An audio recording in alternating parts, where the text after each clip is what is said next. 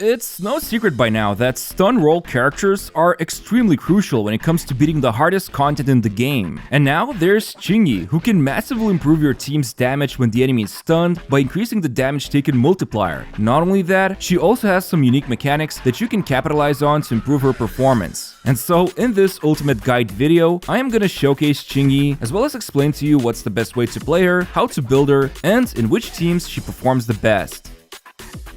Now, as a quick reminder, the footage here is used from the Creator Experience server, so things might differ from the global client. Okay, so to start things off, Qingyi has a 4-hit basic attack combo, but if you're a button spammer like me, you'll quickly notice she just starts hitting everyone around like a maniac. This is known as her basic attack 3, or I'll just call it basic 3 from now on. And there are a couple of things to note here. First of all, as long as you keep tapping the button, she will just continue spamming her basic 3. While doing this, she also benefits from increased resistance to interruption, and she takes 40% less damage. However, if you stop tapping the attack button, she will then jump high into the air and finish off the combo with basic attack 4. Now, there is a flash that will appear for some time when spamming her basic 3, and this just lets you know that her basic 4 will become enhanced after you stop using basic 3. But if you only do basic 3 for a brief moment, you will notice she will do a weaker version of her basic attack 4. Also, if you restart the combo after basic attack 4, her basic attack 1 will have alternate animation as well as better damage and daze multipliers. But let's talk about the importance of the basic 3. This will be her bread and butter when it comes to building up this resource she has called Flash Connect Voltage, or simply known as Voltage. Now, there are many ways that we can build up her voltage, as you can see here, but the big ones are going to be basic 3 and EX Special. And when the voltage reaches this mark here, the bar will turn yellow, and this means 75% of it has been accumulated. Now, if you hold down the attack button, she will perform an attack called Enchanted Moonlit Blossoms, which will deal 5 rush attacks and execute a finishing move. However, if you continue building voltage after the 75% mark, each percent afterwards will improve the hold attack damage by a certain amount. So if you want the best damage from this attack, you can build up 100% voltage, as you can see here, and then hold down the attack. But man, the daze buildup is pretty impressive here. Just by doing this hold attack, we can see Dullahan here gaining around 34% daze when Qingyi is using Steam Oven W engine, and about 37% daze when she's using her signature W engine. So basically, this one hold attack builds up more than 1/3 of the enemy's daze meter, which is very impressive. Now, there's another huge benefit to using this hold attack. Her core skill states that when she lands her finishing strike from the hold attack, she will apply 5 stacks of subjugation plus 1 more for each rush attack that hit them. So usually if the hold attack fully connects, it will always be 10 stacks. However, if it's a normal or elite enemy, she will gain double the stacks. And for each stack at highest core skill level, the enemy's stun damage multiplier will increase by 4% for a maximum of 20 stacks, or a whopping 80% total. Now, this is pretty insane, and already from some testing, I can tell you a lot of attackers like Juyuan, Soldier 11, and Nekomata will roughly deal 30 to 50% more damage when the enemy is stunned, thanks to this debuffing Qingyi provides. And usually, most elite and boss enemies have 150% default multiplier when they are stunned. But with Qingyi, we can see it goes all the way to 230%, which again is pretty insane if you think about it. Now, you might not notice this initially, but you can actually see for a brief moment when the multiplier will show up in a gray color when Qingyi delivers the finishing move of her hold attack. This simply reminds you how many stacks the enemy has, or basically what their damage multiplier will be when they become stunned. Also, one thing to note, these stacks improve Qingyi's chain attack damage as well. So for each stack, it will deal 3% more damage, or it can be 60% more damage with all 20 stacks. Just keep in mind, all subjugation stacks the enemy had will be lost when they're no longer stunned. But what happens if she doesn't have enough voltage? Well, she'll just perform this crappy hold attack, which will deal electric damage, and it does count as a heavy attack for the purposes of starting the chain.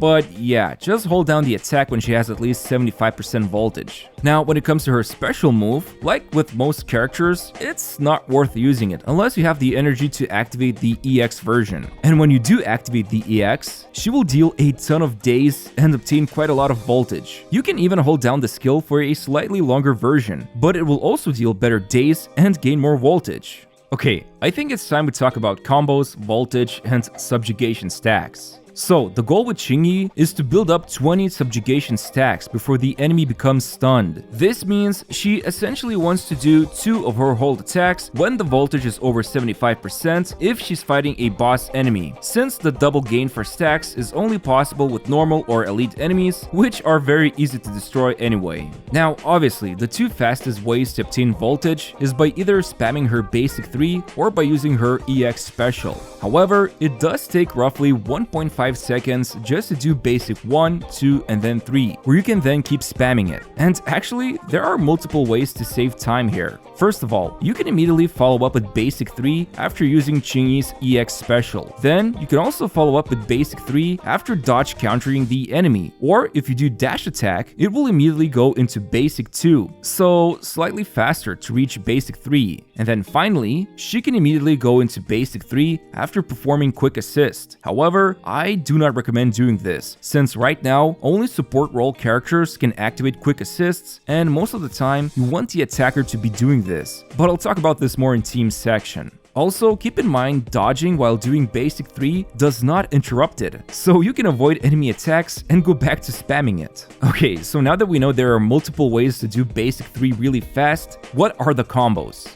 Honestly, they are pretty simple, and few of the easiest ones to pull off would be to just simply spam basic 3 until she has 75% voltage, and then you can either let go of the attack to allow her to do basic 4 followed by hold attack to apply subjugation stacks, or you can actually just go straight from basic 3 to hold attack, which will skip over basic 4, and sometimes this might be useful since the end result of how much days she applies per second will be generally about the same, especially when considering time-sensitive challenges like Shiyu defense. And then of course, you can start up her combo from EX special into basic 3 spamming, reach enough voltage, and then hold down the attack before or after basic 4. All in all, the goal here is to unleash those 2 hold attacks as fast as possible before the enemy becomes stunned, so that then they can have the biggest stun multiplier on them after you finish the chain attack. Keep in mind, most of the time, you will want to reach 100% of voltage, since then her hold attack will deal better damage and daze, but without her first Mindscape, it will be a little slower. Finally, remember how I mentioned the best ways to gain voltage? Well, in some rare cases, you might want to use her ultimate. For example, when the enemy's HP is low and you want to quickly build up their stun bar to finish them off, since after using her ultimate, she will also gain 75% voltage, enough to immediately use her hold attack for a ton of days. This won't always be useful, but you can still utilize this strategy and activate her ultimate instead of the usual way most people prefer to just use attackers' ultimates. But yeah, that's pretty much how she works. Now let's talk about her build. So luckily enough, Qingyi is pretty free-to-play friendly when it comes to her W engine options. Now obviously the best S rank option would be the Ice Jade Teapot. And first of all, what the heck is happening with it in the menu? Is it drowning itself? Anyway, so the reason why this W engine's passive is so busted is that it improves her impact stat by 21%, which gradually grows after each basic attack, so seeing how she spams her basic 3 ultra fast, it's very easy to reach this cap. But more importantly, after she gets 15 stacks, she also activates a team-wide buff where everyone's damage is increased by 20% for 10 seconds. So yeah, hands down, this is her best in slot choice. Now, if we take a look at the other lesser S-rank options, Hellfire Gears and the Restrained, both of them are about the same power level, so if you have one of them available, just equip it. But moving over to A-rank engines, Steam Oven is more or less the most consistent of the bunch. Basically, the more energy she has, the more impact bonus she gains, and even after using her EX skill, the bonus lingers for 8 seconds. You should be able to maintain on average 5 to 6 stacks per 10 energy she has, but in some places like Hollow Zero, with the Energy Resonia, this will be very easy to upkeep at max 8 stacks. Then there's Precious Fossilized Core. It's a pretty weird option. Basically, if the enemy has more than 75% HP remaining, Qingyi's attacks will deal 20% more days. But if it falls below 75%, but not lower than 50% HP, then she will deal 10% more days damage. And then if the enemy has less than 50% HP, well then the passive gives you a fat middle finger. So yeah, great at the start of a fight, not so great afterwards. However, it does have impact in its substat compared to the steam oven's energy regen.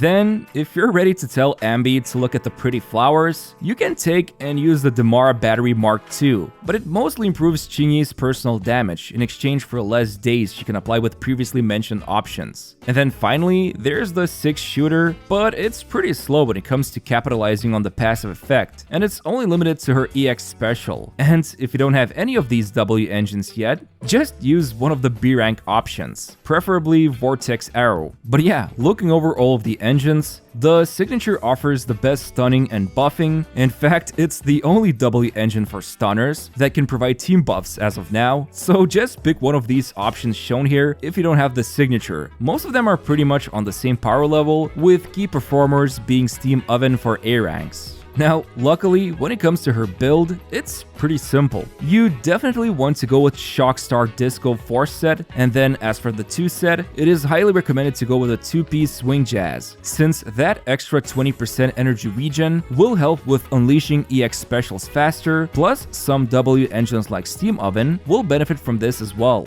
However, if you don't have or don't want to go with a 2-piece Swing Jazz, and just want more DPS instead, then Thunder Metal or Woodpecker Electro 2 sets are fine. And as for main stats, I repeat, do not use anything else besides Impact for the 6th slot, unless you want to bring bad luck to yourself, and I am being deadly serious about that. Anyway, for the 4th slot, critical rate is recommended, and for the 5th slot, electric damage is also great. So ideally, you want these stats for best optimization. However, you can use attack percentage in both 4th and 5th slot if you don't have critical rate or electric damage, but they will be slightly worse than the best in slot options. Finally, when it comes to substat priority, crit rate and crit damage are a no-brainer choice, and afterwards, attack percentage, flat attack, anomaly proficiency, and pen, iteration are all decent substats to roll onto. Okay, so now that we know Qingyi can provide an insanely big boost to damage when the enemy is stunned, in which teams she will work best? Honestly, any team comp that needs a stunner will gladly take her. The beautiful thing about her is that it's super easy to activate her additional ability, which grants very strong increased daze damage to her basics, plus some attacks she can gain from impact over 120, and all she needs to do is have an attacker in the team or someone from her police faction. But most of the teams will be able to activate all 3 of the additional abilities with her. For example, the latest Juwen comp can easily replace Anby with Qingyi. Just make sure that Nicole on the right side will have Juwen, because you definitely want to trigger quick assist with Juwen when Nicole uses her EX or chain attack, since then Juwen can quickly unload her burst damage when the enemy is debuffed by Nicole. And for this team and many others, the most important part is to not screw up the chain order. You want to end the chain with a Bang Boo and then Nicole, followed by Juwen's quick assist, so that all the buffs and debuffs are lined up perfectly. Same goes for the fire team with Soldier 11 and Lucy. You want to line up in a way that Soldier 11 appears after Lucy's quick assist when the chain is over. There's also a cool anomaly team comp you could go for with Piper and Lucy. It's not your usual setup of relying on attacker DPS, and instead, Piper's spin to win damage and Assault with Disorder can actually achieve some amazing numbers thanks to Qingyi's buffing. Now, potentially, you could also use Qingyi in Ellen teams with Sokaku, if you don't have Lycon. But if you do have him, usually his buffing is slightly better than Qingyi's, but only specifically for this ice team. And then of course, there's also physical and electric teams. For physical comp, Nekomata, Qingyi, and Nicole are pretty great. And for electric teams, it's a bit of a tough choice, but you can either go with Anton as attacker, and then either Rina or Grace as a 3rd electric unit, or you can go with Grace plus Rina instead. But Qingyi will miss out on her additional abilities, so keep that in mind. And then, as for the little lovable fellas, the Bang Boos, usually you just want to go with a Bang Boo that matches the majority of the team's elements. But there is a new Bang Boo for the police faction, although I honestly haven't had the chance to test it with Juwen and Qingyi, since the AoE pull from the S rank Ether Bang Boo is quite valuable from my own experience.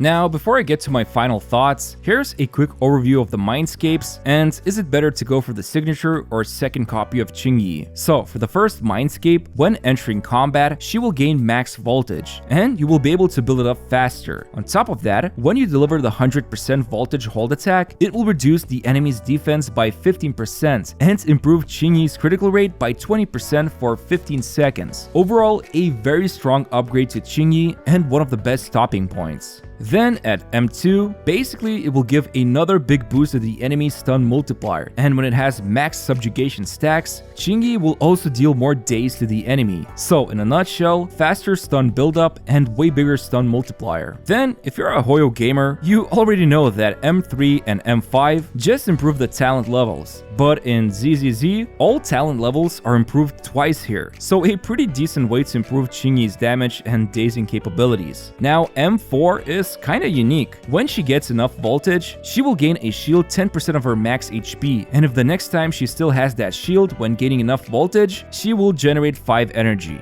But it's not the greatest upgrade overall. And finally, M6 just lets you slap the enemies with 100% more crit damage when using her hold attacks, and after hitting them, they also lose 20% resistance to all attribute damage for 15 seconds. What can I say? If you have $1,000 lying around, sure, it's amazing.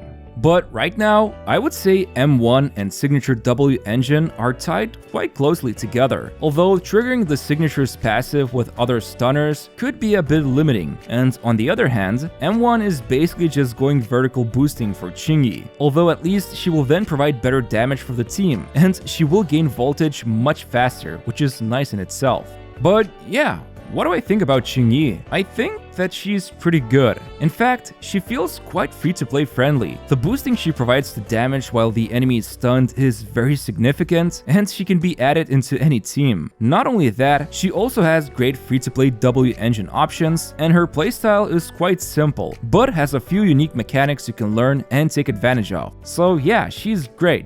Now as for Anby, does this mean she's no longer relevant? Nah. Not at the moment at least. The thing about stunners is that there's barely any of them in the game. Heck, this is the first featured stunner, and getting Qingyi while you have Anby and no other stunner on your account is actually a huge win, because then both of them can be used in 2 different Shiyu defense teams. So yeah, hope you found this video useful, and as always, I'd really appreciate it if you press the like button and subscribe to my channel. Thanks for watching, and see you next time.